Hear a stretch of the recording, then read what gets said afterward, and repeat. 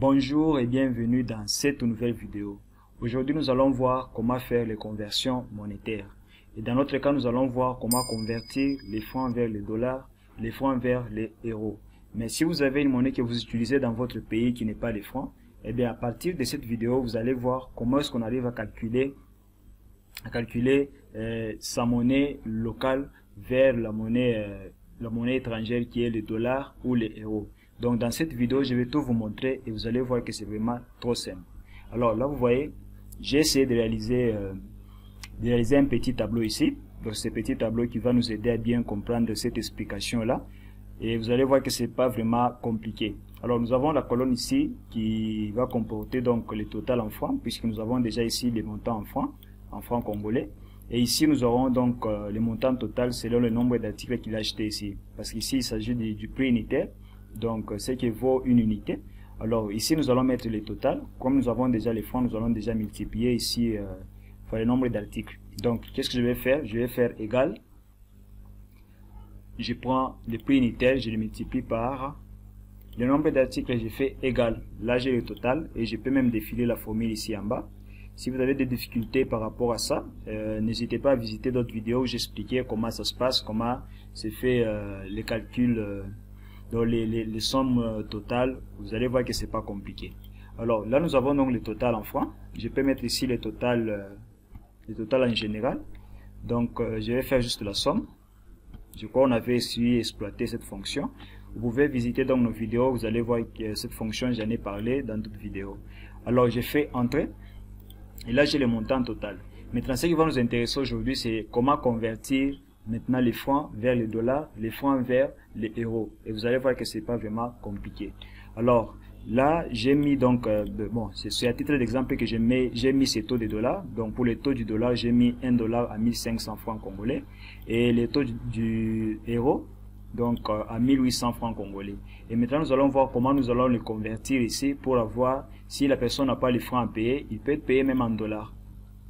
Et il doit maintenant avoir l'idée de savoir combien est-ce qu'il va donner en dollars. Alors comment est-ce qu'on va faire pour trouver maintenant l'équivalent en dollars des montants que nous avons ici chez nous, les montants que vous voyez ici? Qu'est-ce que nous allons faire? Nous allons prendre juste le montant ici en francs, nous allons le diviser sur les taux de l'unité, donc les taux d'un dollar. Le taux d'un dollar ici c'est 1500. Donc je vais faire comment? Je vais dire égal, je prends ce montant ici, je le divise. Je fais diviser par 1500 ici. Donc le taux du dollar, comme nous sommes dans le total du dollar. Je fais ça et puis je fais entrer. Là, il vient de me donner le total en dollars. Donc je peux même essayer de pouvoir donc le faire mettre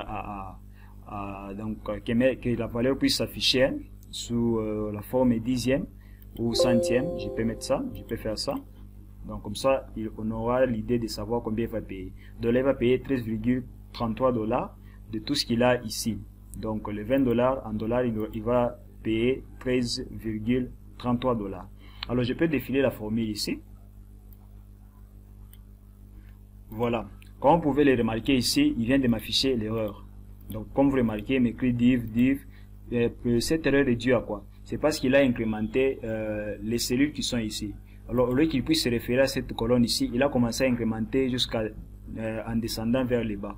Et si vous regardez ici, il est parti même à ce niveau ici.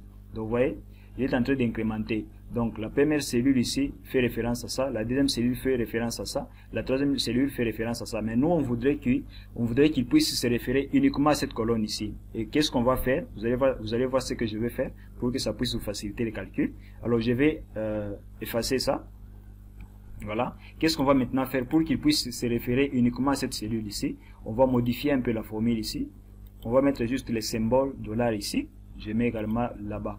Là, je lui dis qu'il puisse se référer à cette colonne et à cette ligne uniquement. Juste à ce niveau ici, qu'il ne puisse pas aller dans d'autres colonnes. Et là, ça me permettra de bien défiler dans toutes les cellules pour que ça puisse se référer uniquement à cette colonne ici. Et là, je fais entrer.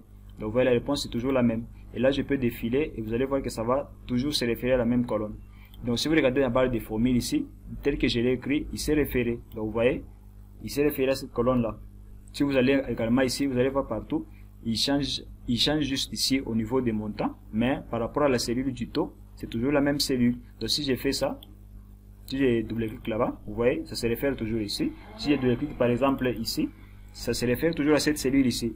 Donc vous voyez un peu l'idée. Donc si vous avez des difficultés, n'hésitez pas à me l'écrire en commentaire et je vais pouvoir vous aider, je vais pouvoir vous assister pour que vous puissiez vraiment comprendre cette conversion monétaire qui n'est pas vraiment compliquée. Alors nous allons traverser vers les héros. Je fais égal. Donc je prends le même montant qui est là.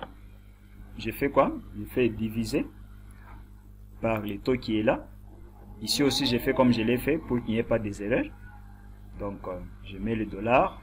Je mets également là-bas le dollar. Je fais entrée. Et là je peux défiler jusque ici en bas. Voilà. Donc là il vient aussi de me donner le prix en euros.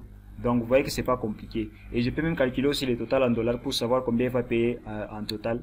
Et là je peux faire égal. Je fais juste somme. Je défile ici en bas. Je fais entrée. Ça fait 99 $. Et en euros ça va donner combien ici?